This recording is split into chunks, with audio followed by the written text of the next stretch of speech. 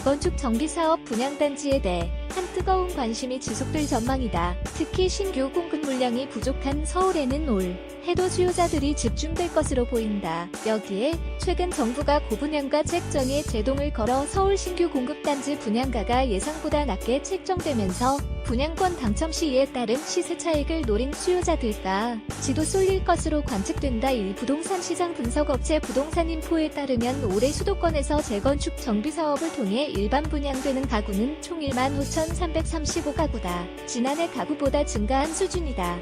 지역별로는 경기도에 7,107가구가 공급돼 가장 많다. 이는 지난해 2,756가구보다 4,351가구가 늘어난 수치다. 인천과 서울에서는 각각 1,136가구, 7,092가구가 공급된다.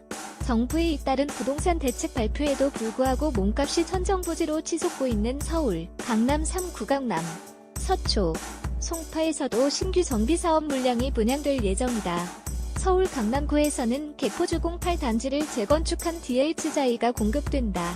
총 980가구 중 170여 가구를 일반 분양한다. 불황선, 3호선 역세권의 양재천이 가깝고 대치동 학원가 등도 쉽게 이용할 수 있어 학군 수요까지 관심을 보일 전망이다. 오는 7월에는 GS건설이 개포주공 4단지를 헐고 3,320가구 일반 분양 281가구를 선보이며 올 하반기에는 삼성물산이 상하 2차 아파트를 재건축해 679가구 일반 분양 122가구를 분양할 예정이다.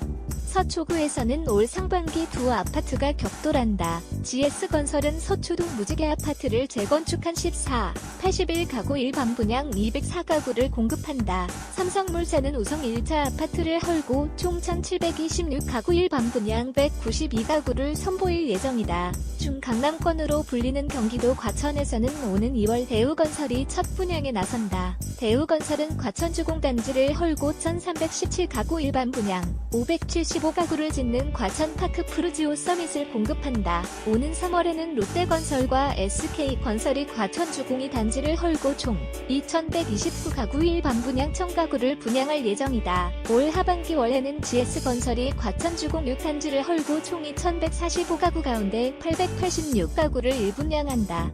권일 부동산인포 리서치 팀장은 주요 재건축 추진 지역의 경우 집값이 하락하지 않고 있는 반면 분양가 규제는 강화돼 당첨만으로도 수익을 낼 수 있다는 기대. 감해 재건축 일반 분양 시장은 당분간 열기가 쉽지 않을 전망이라면서 특히 동일 또는 유사 생활권 내의 분양 사업장이 다수 분포해 건설사 간 수요자 확보 경쟁도 한층 치열해질 것으로 예상된다고 말했다.